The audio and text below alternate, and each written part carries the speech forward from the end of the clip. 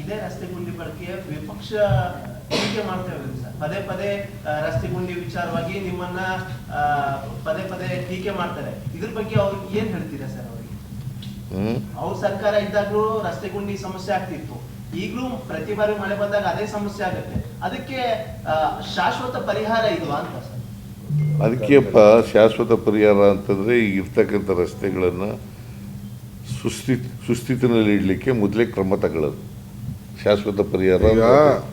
ನೋಡಪ್ಪ, ಈಗಾಗಲೇ ಈಗ 1700 BJP ಅವರಿಗೆ they have no moral right. ಕೋರ್ಟ್ನವರೆಲ್ಲ ಉಗ್ತಿದ್ದಾರೆ ಅವರಿಗೆ, ಗುಂಡಿ ಮುಚ್ಚಿಲ್ಲ.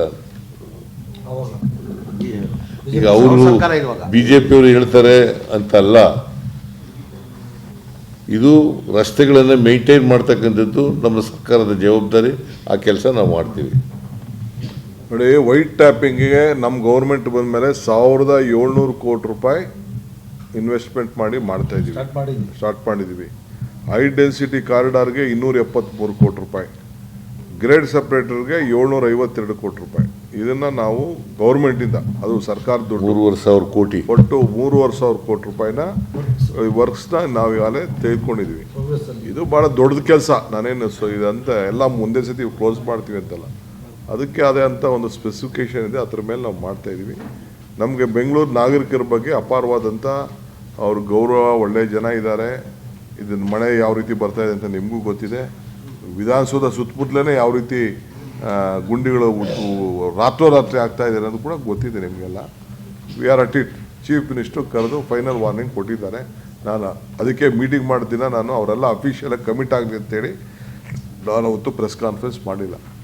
ಬೆಂಗಳೂರು ಸಮಸ್ಯೆ ಆಗಿದೆ, ಬೆಂಗಳೂರು ಹೊರತಾಗಿ ಹೊರ ಜಿಲ್ಲೆಗಳಲ್ಲೂ ಸಮಸ್ಯೆ ಇದೆ, ರಸ್ತೆ ಸಮಸ್ಯೆ ಇದೆ, ಅಲ್ಲೂ ಪರಿಹಾರ ಆಗುತ್ತೆ? ಅಲ್ಲೂ ಮಾಡ್ತೀವಿ, ಕೊಟ್ಟಿದ್ದೀವಿ. ಅಲ್ಲೂ 55 ಕೋಟಿ ಕೊಟ್ಟಿದ್ದೀವಿ, ಅಲ್ಲೂ ಮಾಡ್ತೀವಪ್ಪ, ಅಲ್ಲೂ ಮೇಂಟೈನ್ ಮಾಡ್ತೀವಿ. ಕಾರ್ಪೊರೇಷನ್ 2,000 ಕೋಟಿ ಕೊಟ್ಟಿದ್ದೀವಿ. ಏನ್ ಡೈರೆಕ್ಷನ್ ಕೊಟ್ಟಿದ್ದೀರಿ?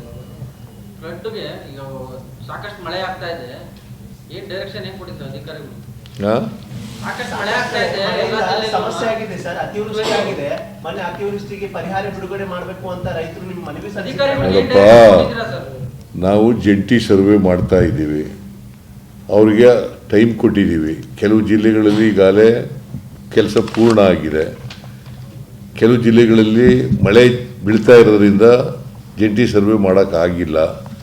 ಮಳೆ ಕಡಿಮೆ ಆದ ತಕ್ಷಣ ಜಂಟಿ ಸರ್ವೆ ಮಾಡಿ ರಿಪೋರ್ಟ್ ಕೊಡ್ತಾರೆ. ರಿಪೋರ್ಟ್ ಕೊಟ್ಟ ತಕ್ಷಣ ಪರಿಹಾರ ಕೊಡ್ತೀವಿ. ಸರ್, ಇನ್ನೊಂದು ಆಳಂದ